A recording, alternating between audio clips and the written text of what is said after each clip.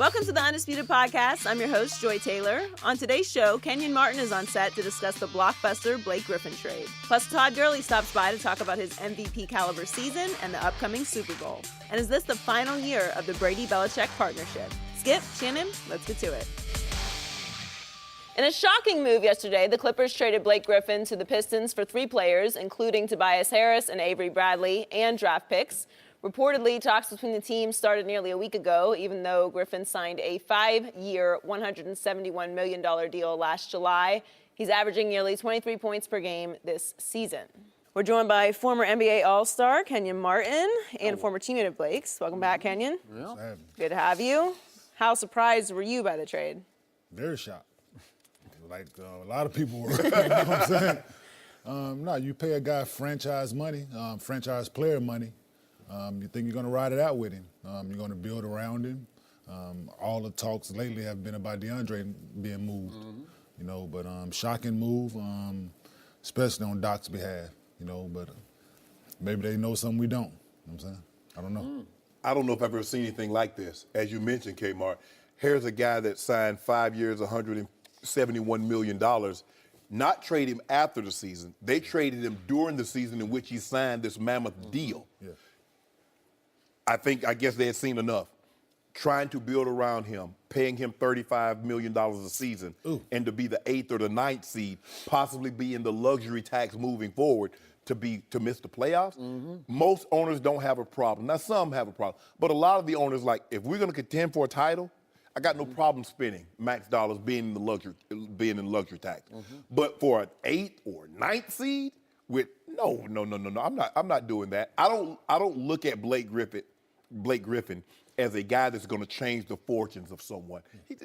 So what are they going to be, 5th or 6th seed in Detroit? They're not going to challenge Cleveland. They're not going to challenge Boston or Toronto. And so I get why they did it, Skip, because as you mentioned, the arena is not selling out. They needed a big name to try to put some butts in the seats. Definitely.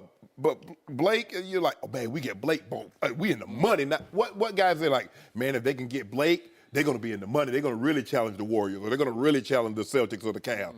Said no one ever. They're going to be in the money because they're going to owe him $35 million, exactly. Right? Well, Skip, it's 4 years. Right. The last year, the 5th year, the player option for $39.1. Whew. Ain't going to take that option. I'm taking it right now. Listen, I'm going to call him right now. So you're going to ink that for 5 years from now. So I want to take Mr. Martin back to that year that he played with Blake Griffin, 2011, 2012 Clippers. And I want to list the players on this team. Think of this roster, because it was pretty good. You went 40-26. The fate of the team was it beat the Grizzlies in 7 in the first round and got swept by the Spurs in the second round. Yeah. Okay, but listen to this collection, okay? In order of scoring on this team, Blake Griffin, Chris Paul, Caron Butler, Randy Foye, Mo Williams, DeAndre Jordan, Chauncey Billups, that guy Kenyon Martin, Nick Young, and Eric Bledsoe are on that team. That's a loaded roster. Now, some guys are a little too young, and some guys might be a little too old. You could argue, right? But still, that's a pretty good team, coached by Vinny Del Negro, right? Or lack thereof. Or lack thereof. There you go. Touche. Okay. So what Blake led you and scored 20.7 and 10.9 rebounds. So he's your lead guy. Okay. 20 and 10. Definitely. 21 and 10 if you want to round up. What did you see or not see in Blake Griffin, and that was his full year in the league? What I saw then, I thought he was a young animal then. Okay. He was determined. We worked at his game relentlessly, him and DeAndre. But Blake, he was we thought somebody that had a bright future in this league, which he did. Developed a jump shot now. You know, I think that's what he worked at mostly. I'm saying was that jump shot. He was a good kid. It was fun to be around, good energy. You know, I never saw a problem then. Now maybe different. He's grown up, coming into his own. Maybe he's voicing things a little more. Maybe it's a little tougher to be around. I don't know. I'm saying because I haven't been around, but he's still doing what he needs to do on the court. So Jerry West took over the Clippers now as the overseer, and he obviously didn't see some things in Blake and thought they'd way overpaid for what he is. I've always thought something's missing in him intangibly. Leadership, whatever it is, whatever that thing is, to drive a team to a title. He's never been that guy. Yeah. Okay? Is that did you? Yeah, definitely. No, he's not the. He ain't the lead dog. He's not the voice. You know what I'm Okay. saying? He's going to go out. He's going to play basketball. That's what he does. There's a lot of guys in those locker rooms that's all they do. You know what I'm saying, they're there to play basketball. They're not big talkers, but they're going to get the job done. Okay. You know, he was not the guy that's going to bring everybody in if things getting tough and call a team meeting. I'm saying that's not him. But he's going to show up. He's going to do his job like he did. Okay. So Jerry West said once he took over and Doc Rivers had total control of the franchise, and then they gave it mostly to Jerry West. And he said, man, because they just did it, and they wined and dined him and wooed him and big presentation and said, we want you to be a Clipper for life, and hung all these pictures at Staples, and then they did a mock raising of his jersey up into the rafters. Well, that Clipper life had a short shelf life. It was 6 months. Yeah. And Jerry West said, no, that won't work. We're going nowhere slowly with him as our centerpiece. And they were shocked that Detroit wanted to do anything because they couldn't move him to anybody because nobody wanted that contract except the Pistons, who have a new arena downtown that they can't fill. So now they have a marquee value guy. But to your point, I think they'll go nowhere slowly. They just have a drawing card. That's basically what they have. And the Clippers got back Tobias Harris, who's a nice. He's just a decent player. I like him. Yeah. But do you love him? No, you don't love him. But he's a decent piece. And he's only 25, and I think he's only making like $16 million. Yeah. So you can swallow that. And Avery Bradley. Bradley. He hasn't been good in Detroit, but I do think he can defend at a high He level. played for Doc. Yeah. Yeah. Played for Doc in Okay. Boston. He played for Doc in Boston. Good point. So you get a first and a second. Now you got 2 firsts this year, and they open up a slot, and Jerry West will make a pitch to LeBron James. And he might have another first He round might. because they looking to move DeAndre, they're looking to move Lou Williams. But here's the thing: why is it that everybody perceives Blake as being soft? Because guys will challenge him when they won't challenge some of the other bigs. Because some of the fouls and some of the things that people have said to him during the course of games, Right. there's been no reaction to. Right. So when you let people talk to you a certain way or foul you a certain way, Right. then people look at you like they can do whatever. They look Right. at you as soft. Right. There was an instance when we were playing New Orleans, the kid Jason Smith took Blake out. Right. Listen, got kicked out of the game and went off the court doing this. You know what I'm saying? Like, So you should. I would have ran after him. But Seriously, if that's me, I'm chasing him down. But he wouldn't have fouled you like that. Exactly, to to start it from. But if he had taken it that far, I'm gonna run after him. You know what I'm saying? Like, you're not finna knock, and I'm laying on the ground potentially hurt. And you pumping up the crowd. Nah, it ain't gonna work. But you know what happened? What's going on? What's going on, Joy Taylor? Tell the people at home what's going on. No, you tell the people at home what's going on. Who is he dating, Skip? Kardashian. I knew it was coming. Hey, look Okay. at James Harden. Just call it James spade a Harden been the second, but the best 2 guard in the NBA. Just call it a spade a spade. I'm telling you, we get DeAndre Jordan. I don't care what you got to give up. Give LeBron, give him your house. Okay. So this is interesting to me because I'm a University of Oklahoma fan, both football and basketball. So I watched every game Blake Griffin played at Oklahoma. He stayed for 2 years. He didn't come out after the first year. And he had his older brother as his protector on that team.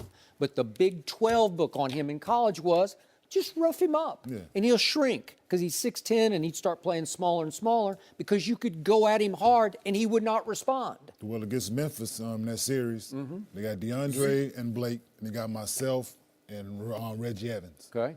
So the game getting tough. Vinny getting ready to sub. Chauncey being the guy he is, tell Vinny, listen, if you're trying to win this series in this game, you'll leave Kenyon and Reggie in the game. You know what I'm saying? Because you know what it is. Yeah. So you know what you're going to get. I'm saying, because the way Zebo looked at Blake at the time. Was that when he was at the foul line and grabbed the package right next to it? Yeah, I'm saying, Oh, that was that. I forgot about that. How you come on? Like, hey, man, there's certain guys they know they can get away with it, man. And so Vinny put Blake back. No, he didn't. Oh, he didn't? No, he rolled with me and Reggie, and we won the series. That was game 7. Okay. So, no, it's just things like that Then people look what at happened you a against the certain way. Spurs? It was a better team. Spurs were a better team. They were better. Better coach. Yeah. I'm saying that's what it is. Way better coach. Way better coach. You know what I'm saying? But I've never seen anything like this, Skip. I don't know if you've covered it and you've been around free agents to get this kind of money, and basically 3-4 months into the deal, you're like, no, we've seen enough. Yeah. After you what you mentioned, Skip, after all the song and dance, what you did to get him. They did a number, man. Yes. It was a big presentation, and Steve Ballmer was the driving force. Yeah, with cheerleaders and everybody pom-poms and pyrotechnics going off in it. But I told you. It's deeper than what we all know. Okay, but it has to be. Jerry West was not in charge at that point. Right. Doc was in charge. He had both he was a coach and the GM. Yeah. Then he got the GM taken away from him, and Jerry West said, we got to get out from under. And again, Jerry West is a guy I don't bet against. No. He drafted Kobe Bryant, and he lured Shaquille O'Neal out of Orlando to Los Angeles, and that worked out pretty well. And he hired Phil Jackson to coach him, and that turned out pretty well. He went to Memphis and turned that whole franchise around. He went to Golden State, and behind the scenes, he was a driving force of building this dynasty in Golden State. And now Ballmer hired him to rebuild the Give us Clippers. DeAndre Jordan and Lou Williams. For Tristan Thompson. He is nobody's fool. You want him to act the fool. What's the deal what's the deal we can make? Yeah, they're going to have to give up, I think they give up Tristan. I give up Kevin Love as well. No! I would. No! We need Kevin Love. No, what about we give him Isaiah? TT, IT, and Shump. I'm with that. And there you go. See, we got the deal. Call me up, Jerry. I got this for you. You got a Brooklyn first-round pick, and that is the linchpin. They're starting over. We'll give you Cleveland. We'll give you our first-round pick. Plus, Tristan doesn't solve the Kardashian problem. Yeah, they definitely got to give up a first round. They got to give up. Yeah, we'll give my first round pick. No, that ain't going to work. They got to give up that Brooklyn pick. Yeah. No, We know what that's going to be. Well, no, we got to get what's That's top 5. LeBron's leaving. Yeah. Why? We're trying to win a championship. If we win a championship this year, we'll stay. Well, it's catch-23, right? It's just like you can't do it because Dan Gilbert's got to protect himself when you. Well, I got to protect myself. Oh, okay. Me and Braun, we got to protect ourselves with Rich Paul. No mercy. Our next guest led the NFL with 19 touchdowns this season, and he was named the DraftKings MVP. Todd Gurley, welcome back to Undisputed. How y'all doing? Wow. Very good. Lots to talk about, but first, tell us what you're doing with DraftKings. Right now, I'm just presenting my awards. I won Mr. Consistency, MVP, Most Improved, and Best Single Game Performance. And then they also have a new product for Super Bowl. It's called Showdown. First time ever they're doing it. Where you can pick 6 players from each team, 4 on offense, 2 on defense, and unlike, the whole season, you watch every game, you just watch this one game. So it'll be a cool thing to do for the Super Bowl. Did you win that award for the outstanding performance against the Cowboys?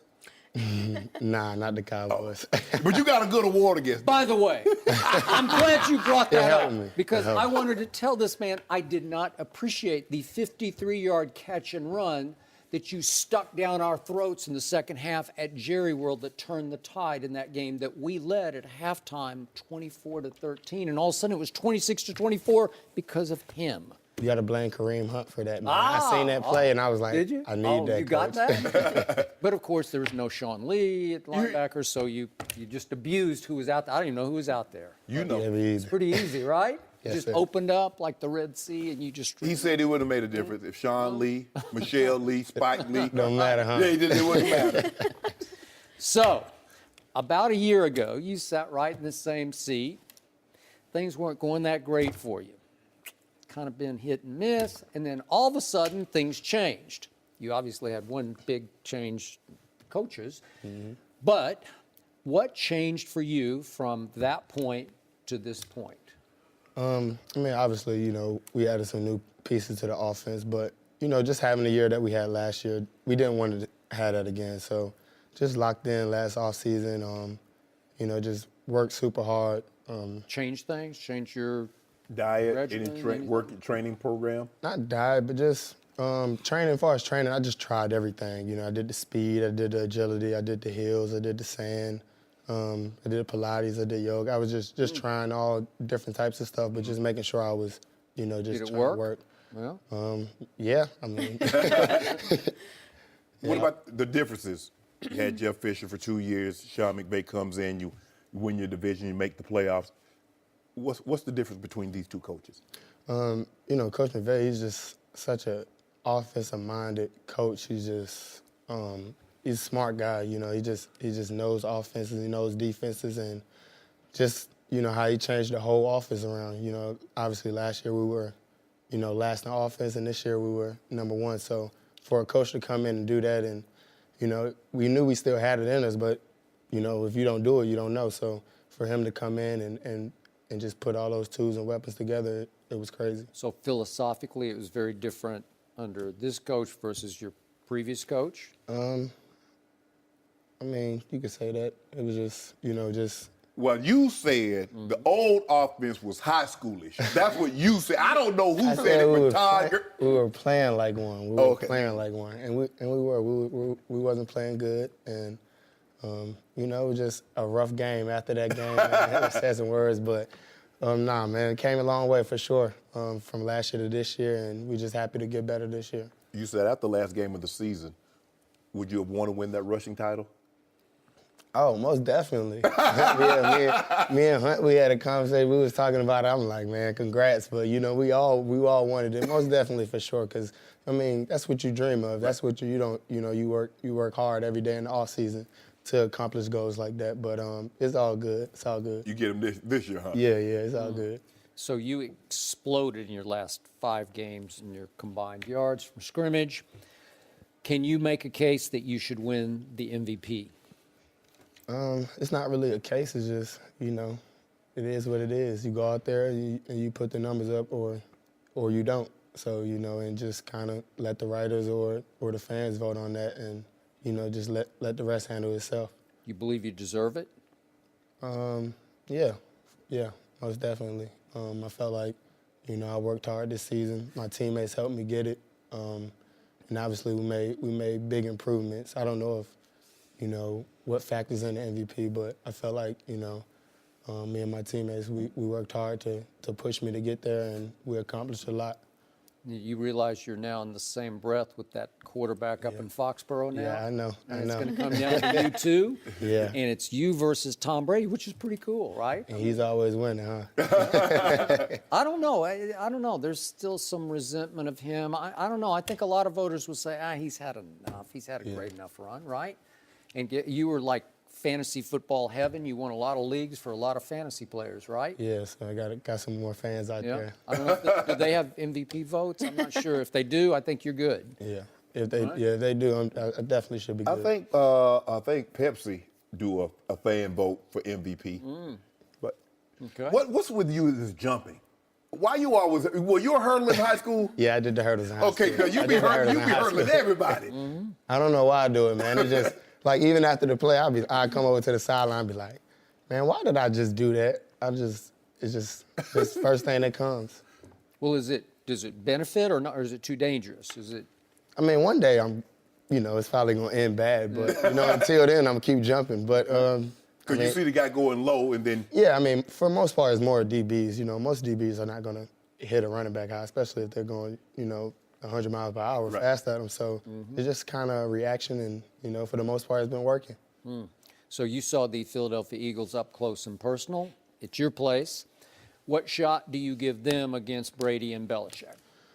I give those guys a great shot. I have a great defense. The DBs are playing incredible, and they have Fletcher Cox. He's wrecking havoc. And then, you got Chris Long, guys that's coming in there and just making plays at the right time. And, their offense is incredible. They got 2 great running backs. They got Nick Foles. He's playing good. He's always been able to play good as someone who's come in, when someone else get hurt. So, I think they can. I definitely think they can do it. I definitely think Is they that can do the it. toughest defense you faced?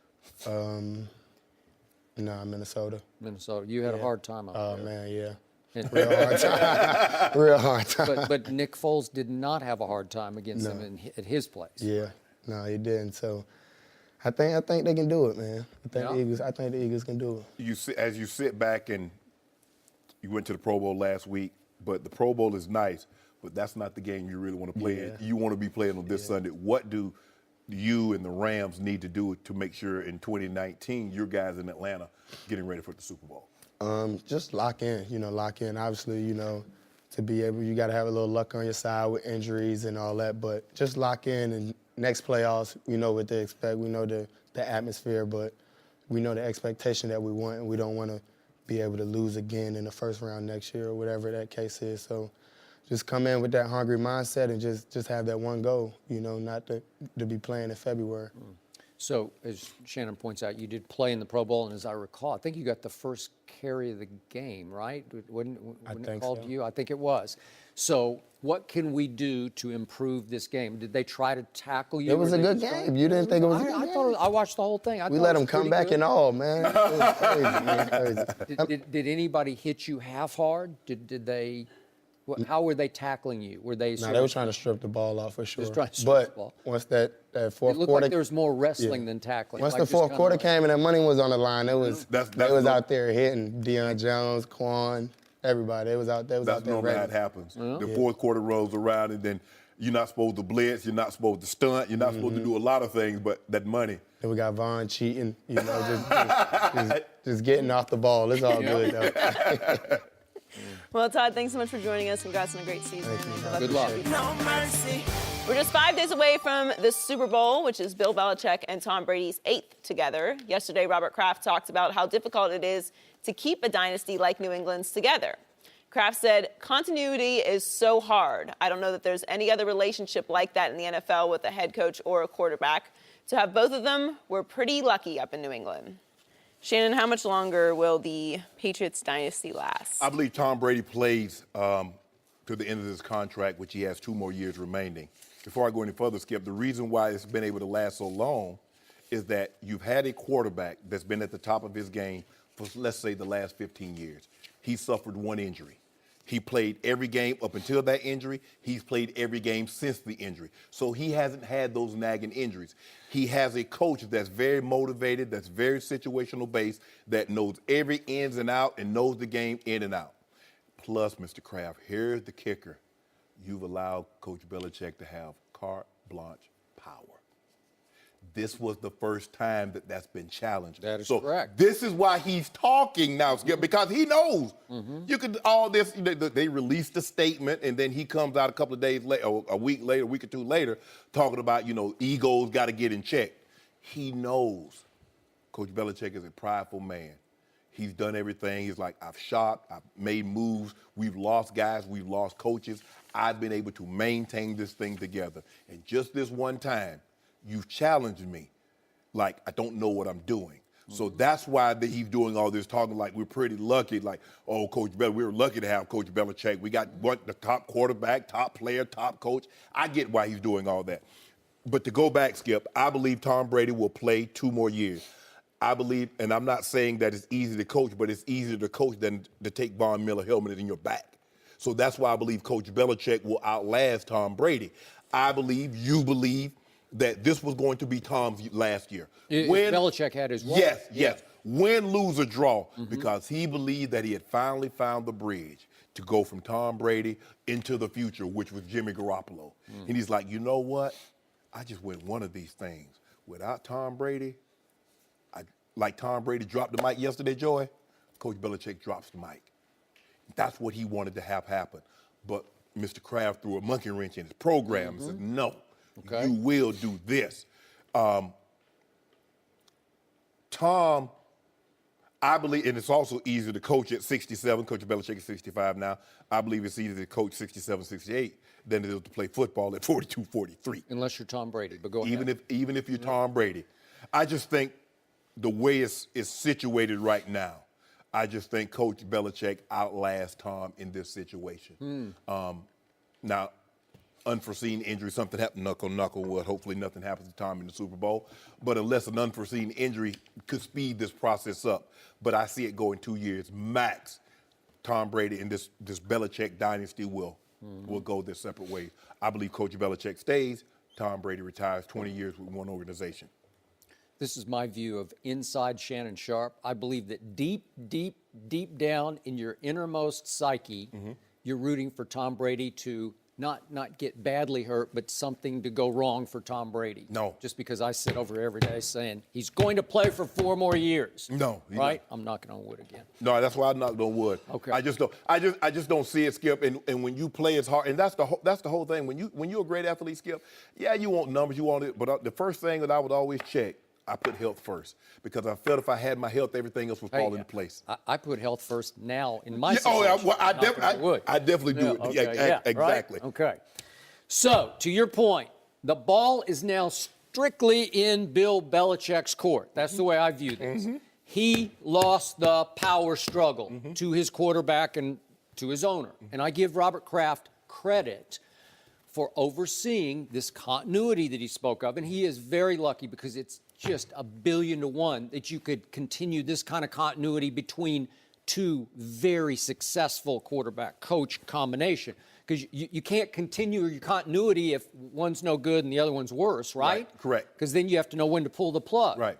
But the buck always stops with the owner. He has to make a decision. Am I going to stay with this guy or not stay with this guy? And it would have been very interesting to see what Robert Kraft would have done if there had been no Tom Brady, if he hadn't fallen out of heaven into the 6th round. What if it's Drew Bledsoe? What if they, after Belichick had gone 5-11 the first year, in that second year, they're 0-2 when Bledsoe got hurt, enter Tom Brady, rest is Super Bowl history. What if Bledsoe doesn't get hurt? I don't know what happens. No. How long No. do you stick with Bill Belichick? I don't know. Yeah. Okay, but the point is, he stuck, and it worked. But now, Bill Belichick, in my view, is quote-unquote stuck with Tom Brady. Because I'm with you. I think he wanted to go forward with his quote-unquote son, Jimmy G, next year. Yes. And let Tom walk into the sunset and finish wherever he wanted. Maybe it would be San Francisco, back in his home area from San Mateo. And who knows where it might have been, but that he would have done the Montana to Kansas City route to end his career. But Robert Kraft said, nope, I'm going to bet on number 12. And it had to be crushing to you don't think Bill Belichick's got as big an ego as Tom Brady does or anybody else? To do what he's done, because every move that's been made in New England. Every move. Is him. It He's is. moved every piece on the chessboard. He's made it. Yeah. So, mandate, decree, you will trade Jimmy Garoppolo. And now it's up to Belichick to say, okay, you're the boss. But nobody knows his exact contractual situation except that there are estimates he makes like 12.5 a year, 15, whatever, which is whatever it is, it's not he enough. deserves it. I agree. So, I was waiting to see about the Giants. Do I think the Mara family in some way, shape, or form reached out or just put out feelers just to see what was going on with that? Because that would be the job because he obviously was a coordinator under Parcells for Super Bowl. And I kept thinking, is there any way he would walk away to New York to finish his career as the Giants coach? And they go for Pat Shurmur? Really? Okay, so that's gone. So every opening is filled. Yeah, but Skip, I don't see how he. Do you understand what the Patriots would have wanted in return? Okay. They gave up a first rounder to get him with none of this. I think that would have to be negotiated where it would be clear that Bill wanted out. Yeah. And you couldn't hold the Giants hostage. You would have to let Bill walk. You would have to give him a parting gift of, I won't ask for extraordinary compensation back. Because there have been reports he would want 3 first-round picks back for Bill Belichick. Okay, great. But then nobody's going to take Bill Belichick. And if Belichick wants out, you could negotiate your way free. Well, it appears they're together, stuck together for one more year. Now, to me, Bill Belichick's the luckiest coach in the history of football because he's had Tom Brady the whole way. And I think Tom Brady is the ultimate eraser that Belichick can do whatever he wants. He can try this, try that, try this. And some of them are mistakes, but they get erased in fourth quarters because the quarterback is so good, he'll just pull you out of the hole. Right. Okay? And I think the thing is, Skip, is that plus he's had Tom for so long. And I think this is why Coach Belichick gets the credit that he deserves, is that we've seen great coaches have, Chuck Noll and Terry Bradshaw were together for a long period of time. And they had. But not like this. They had they had a lot more Hall of Famers. Yeah. And they didn't win like the Patriots win. And in the advent of free agency, when guys can move, guys couldn't move back then. True. So, Coach, that's why I give Coach Belichick so much credit, because when I first got into the league, there was really no free agency like we see it now. Nope. There was this thing called Plan B. You got to protect X amount of players, and then everybody else that was left unprotected, got someone, other teams got an opportunity to sign. But the way it is right now, Skip, it's hard for me to believe that Coach Belichick would walk away from what he's built, because he's built this. He says, I've built this for the ground up. I knew granted, they went to the Super Bowl in '96. But there were a lot of lean years between when they went to the Super Bowl in '85 and when they went back again in '96. There were a lot of lean years, and there were some lean years after that. But Coach Belichick has built this. I see 2 more years, this marriage staying together. And there have been tough times. I mean, there's no, even in marriages, there have been times that maybe one of the parties wanted out. Like Rob. Even Rob, the honeymoon was great for Rob, and guess what happens, Gibby? Came back from Japan and that was it. Yeah. Rob, you hear Skip telling your business? No, you hear Shannon telling your business. So I believe that Tom Brady is going to play for 4 more years, given, knock on wood, health. Like, You think Tom Brady's going to play for the 44? I just do. Well, he said it. You're going to bet that. I'm going to tell you again. One guy I don't bet against is Tom Brady. And one thing I've learned from the documentaries that we've seen now, Tom versus Time, we're going to talk in a little bit about episode 2, but in episode 1 at the end, he said, I'm going to paraphrase, I've learned so much. I know so much more now than I ever knew before, and I'm playing at as high a level as I've ever played at. Why would I stop? Well, he's on fire to get better. We're going to talk about it a little later with my friend Tom House and the sort of the throwing mechanics guru that we saw in the episode 2. So he's spending off-season time with Tom House trying to improve 1% on his delivery. Well, he's obsessed with it. He's possessed to get better and better, and it's fun for him. The fire didn't go out. It seems to be raging inside him higher and higher. Okay? So your fire went out, right? Yeah, I mean, so if he says it, let's see, who am I? I'm Denzel. Let's see. No, I'm Jeff Bezos.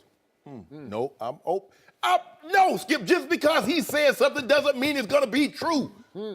Well, again, it's one guy I've learned, you don't bet against this guy. And if he says it, I'm going to buy it. And if he's going to be Yeah, because you bought those pajamas. You bought that mattress. I'm surprised you ain't bought that I vanquish. didn't buy a mattress. Ernestine bought me a recovery top from Under Armour because Tom Brady said it worked, and she said, well, maybe it works. And I wore it one Ernestine, time. I you don't fell know for if it that. worked. I can't believe Ernestine fell for that gimmick.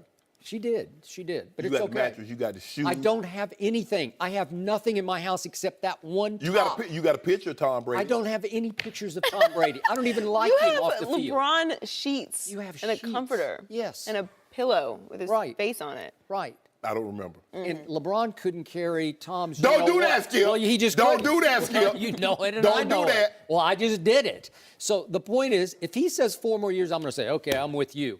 And that means that Bill Belichick at some point has to make a call. Obviously, he's earned the right to prove that he could win without Tom Brady. Well, Coach right? Belichick's going to circle back. He might have lost this power struggle, but you know what happens in power struggles, Skip. They just don't go away. Sometimes in a hostile takeover, Joy, you try to take over, they rebuff your bid, your offer. Guess what? You lay dormant for a little while. You pop back up on this, try another hostile takeover. Okay, well, didn't Robert Kraft prove right in this? They're in their 8th Super Bowl. They're back again, right? He wasn't going to cut Brady. He was always going to be right. Brady was going to be there. Coach Belichick, I believe, wanted to move on after the season, win, lose, or draw. Okay, but if they figured a way. Okay, let me ask you a question. Tom Brady steps off a cliff next year. Did Mr. Kraft prove right? I don't think he will. And Mr. Kraft just saying he just won't step off a cliff. Okay. Do you think he'll step off a cliff next year? I give him 2 more years. For a while, you're just giving him 1 more year. I think you've edged into 2. Look, December happened. I saw the way he played the last 4 games. It happened. Did you see the way he played against Jacksonville? Yeah, I saw the second half. Yeah, I did. I saw the second half. But did you see the first half? Yeah, I thought he was pretty good. Okay. Oh, well, you say he's declining then. Is that what you're saying? Joy, Which side of the mouth are you talking out of? I don't know. Okay, It feels so strange side, to talk about the end of the Brady-Belichick era, though. Well, they're going to be friendly enemies. And by the way, they're at war with you. I don't care what you say. There's tension between them. I know they hugged at the end of the Jacksonville game, but it's friendly enemies. Those egos will get you every time. will. You ain't see that imaginary knife when he hugged him? Coach Belichick put in his back? You'd I be thought right it was a about very, that. You're like, yeah, Nice you hug. make me sick. It's like the hug you keep a little air in between, you know? No mercy. Last week, a radio host on WEEI in Boston called Tom Brady's daughter, quote, an annoying little pissant after her appearance in Brady's Facebook documentary. Brady has a weekly appearance on the station, and yesterday he cut short an interview because of those comments. Let's take a listen. I've tried to come on this show for many years with and showed you guys a lot of respect. I've always tried to come on and, do a good job for you guys. So, it's very disappointing when you hear that, certainly with my daughter or any child. I'll obviously evaluate whether I want to come on this show again. So I really don't have much to say this morning. That's fine. I understand. That's totally fine. I will, maybe I'll speak with you guys some other time. Absolutely fine. We understand. Have a good day. All right, Tom, you too. The radio host has been suspended by the station, but yesterday Brady said he did not want to see him get fired. Shannon, do you like how Tom handled the situation? I do love how he handled it, but not to belabor the point, all our viewing public that hear us now, just go back and Google some of the things shock jocks or whatever they're called on WEEI has said over the course of the years, and you'll get a sense to why Tom did what he did. Skip, normally I had a radio show when I played. And normally, Skip, it never gets, they ask you, okay, well, what do you need to do this week? Yep. Maybe they ask you if you got something, if you're promoting something else, you talk about that. But they never go into your kids. Now, Tom had just signed an extension with the radio show. The team had, too. Yeah. Of the week before. Now, Tom probably makes good money, Skip. Real good money to come on there, spend 5-7 minutes once a week and be done with it. And for you to bring his kid into it. Now, if you want to talk with Tom, what were you thinking when you make this documentary? What were you hoping to project? But the daughter is saying, I think it was about soccer. She wants her dad to come to see her play soccer or go outside and play soccer with us. Come see her play. Yeah, and then you leap to the conclusion that a child is, and you call him that, and how did you think he was going to respond? Now, Tom handled it. Tom, he's got to put on a brave face. I think deep down Tom wants to see him can, but he can't say that publicly because he doesn't want, the guy got fired because Tom Brady called for his job. Tom's going to say, look, I don't want the guy to be fired. I don't think anybody should have to go through what I went through. Nobody should, a child, not my child, or anyone's child, should have to be subjected to what, he said about my daughter. But, Skip, why would you, that's Tom. First of all, you never even if Tom throws 5 interceptions, you never say, Tom, you had a bad game. Basically, they come on there, Skip, like, what do you think you guys, where did you guys lose this game? What do you think you guys need to do moving forward? That's normally how it goes. It's not that type of an interview where you're coming on, you don't know what to expect. Tom knows what to expect. You know what to expect by him coming on. And for him to go in this direction, that was way, way, way, way, way too low. And I'm glad Tom handled it the way he did. I'd have just MF'd him and then I'd have held him. Okay, but remember, I'm not sure you have the chronology right.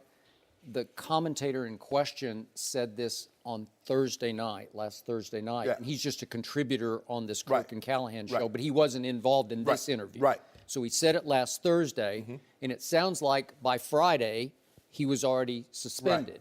So by Monday when Tom came on, I don't know if he'd been made aware that he was suspended already. What could you say, Skip? What do you think you can say in Boston, in a public forum, about Tom Brady's kids, his wife, his parents, or anything that's not going to get back to Tom Brady? I would agree with that, especially on the radio station that is a quote-unquote partner of the Patriots. I have been there and done this before. I've been on a radio station that was a partner with the Dallas Cowboys in Dallas, and I've been on a newspaper in Chicago that was part of the ownership of the Chicago Cubs. Right. So I know how it goes. Yes. I know how it feels. You should be able to say whatever you want about Tom's performance on the field. Absolutely. If you think he was garbage, say he was garbage, and that's just fine. Right.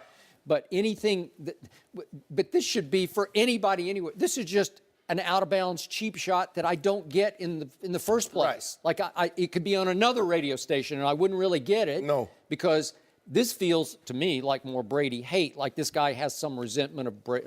He doesn't like the whole documentary presentation. Well, that seems more personal and hate than what I'm saying. Way more. I would totally agree with you. So there was some inference that it felt staged. Well, yeah, it's staged. They got cameras set up all the house. So Brady and Giselle, they're dressed up. You know, they know they're on camera, right? It's not like candid camera. Right. They know. Right. And are the kids made aware? Well, she's 5 years old. She doesn't know what's going on. And so she's over on the stairs. Right. And you just see a flash of her. Right. So I don't know how annoying that was. She's just being a little 5-year-old girl. She's just saying, basically, Daddy, you're going to come watch me play soccer? Right. Yep, I'm going to come, or whatever it was, Right. you know? Okay. And that's the thing. That's what Giselle is up against. Skip. Yes. That's why she wants and you know what? She probably was a driving force behind this. Like, Right. Tom, what are you doing? Right. You can't participate in this. Yeah, kids always off limits. Skip, look, I've been in the locker room and people have and guys would bring their kids and some, didn't behave like they should. But that's look. You don't bother people, kids, and you don't bother the, wives and family. You stay away from that, Skip. Now, if you want to fight, let me tell you something. If you want to fight, you have. Now, Tom Brady handled it with class. Now, a brother, on the other hand, might have had something else to say about it. He might have had to meet up with him and talk to him about it. Especially when it's daddy's little girl. That's what it's like, whoa. My kids off limits. Yeah. Now, if you want to see some furniture moving, talk about my kids, and we're going to move some furniture. Okay, I got you.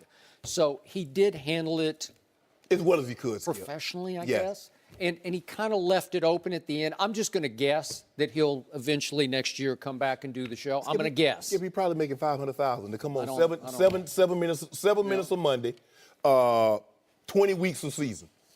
I will agree. When he does go on, he tries for him, because he gives the reporters at Foxborough, he gives them nothing.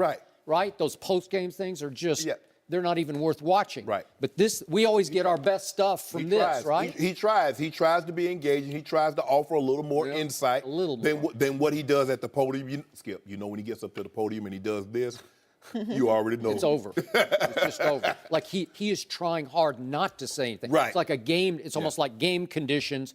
My goal here is to not say anything to you. Remember, Skip?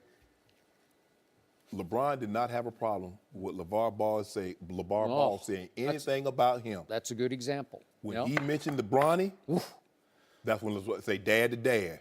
Because real talk. The idea was the kids aren't going to be able to be, if the namesake kids especially won't be as good as the dad. That's no secret. You talk about an all-time great player. If I think Babe had a daughter, but if he had a son, how do you have a son that's going to go hit 800 home runs? Or how does Barry Bonds' son, or how does an all-time great player, how does Peyton Manning's son top what Peyton Manning did? I don't know. That's asinine to even think that. But I will say this, from what I've seen so far, LeBron's son, he's going to be pretty good. Yeah. But I mean, he's probably not going to be his father. Because it would be very rare to be your father. I mean, you don't get that. You look at Barry Bonds. Barry Bonds was a good player. I mean, Bobby Bonds, Barry's dad, was a very good player. He was. Ken Griffey's dad was a good player. Big Red Machine. That's the reverse, where the kid just dwarfed him. The kids dwarfed the dad. They did. And so I get it. So, bottom line to this, I appreciated the fact that last night he said, I don't want to see him fired, and because he's just a contributor on their show, and I think he has a weekend. I don't even know what it is, but he's not part of this show. Right. So does he deserve to be fired? I think he got called back from Minneapolis, so he's suspended for the week. Yes. Okay. But enough. but even though you might only have a podcast, so you only have a snippet. Yeah. You're a representation. You are. I agree. And so that's what you have to be mindful of. And Tom, this guy, he said it. He wasn't even on the show. So it just goes to show you how upset Tom Brady was. Even though neither one of these guys said it, he's like, I'm going to end the conversation because it was said on your network. So I'm done until I can, sort through this. I think he had heard this before, and he had ample time to calm down. He did. Because I believe if he had heard it and he was on that very day, he might have had a different take. I agree. Or maybe he wouldn't even called in at all. That is to correct. give some time to cool off. I'm with you. No mercy. The Patriots are now just a 4-point favorite over the Eagles in Sunday's Super Bowl. Shannon, how do you explain this? Well, I think the thing is, history tells us, with the last year's Super Bowl notwithstanding, no matter how good the Patriots have been, no matter how bad the opposing team that they think have been, these games have been inside of 4 points, Skip. And so they're looking at that. Now, $20 bets here and there, Vegas don't really care about that. No. It's when these whales come in and they put $500, $750, $1 million. Now, there's this better X. Now, Vegas says he's responsible for them losing $11 million during the World Series. He got hot. He's coming in dropping $1 million. Yep. And here's the thing. He's taking them at $1 million to win straight up. So not only does he get his $1 million back, he get $1.65 million of their money. That's what will mess with your quarterly earnings. That's what will drive that line down. Yep. That's why it's come down. $20 bets, $100 bets, they don't move the line. You start getting those six-figure bets, that $1 million, that line's coming down, Skip. And so that's what we're seeing is that whales are coming in. They don't care about no Eagles. They don't care about, oh, I'd hate that. Guys that bet for a living, Skip, they don't let their feelings play into this. They don't say, oh, I hate Tom Brady, so I'm going to bet $1 million of my money, and then he's going to lose. That's not how they do it. Occasionally that happens, but not consistently. Yeah. Joey and I might bet like that, but when you bet big-time dollars, I ain't betting because, oh, I want them to lose, and so this is why I'm going to bet my money. No. My money means something to me. At the rate this is going, those Eagles are going to have to take off those underdog masks because we're heading toward Pickett. You think right? it'll be inside of 3? It might finish inside of 3. It just might. And I'm going to say this again. I am not laughing at anyone who is picking or betting on the Eagles because they're no joke. Yeah. They're no fluke. They're a good team. Hey, they're a better overall football team than the Patriots. But the Patriots have the better coach and the better quarterback. Yep. But in this case, Nick Foles is much better than Blake Bortles. And Blake Bortles wasn't bad, but Nick Foles is pretty good. And he's better than Mariota. Yeah. Oh, way better than Mariota. But what Nick Foles did to the number one ranked, what did we just hear from Todd Gurley? Yeah. Oh, man, Minnesota. That Because defense. they just shut him down and they shut Jared Goff down. And Nick Foles just went up and down the field against that after they fell behind 7-0. And then what happened? Whoosh, Explosion. right? So will he complete a bunch of passes against the Patriots? Well, everybody does because it's ultimate bend but don't break. Can they get it in the end zone? That's the gonna question. I don't know. But what is the secret to beating Tom Brady, which is no secret at all? It's to collapse the middle of the pocket and make him move.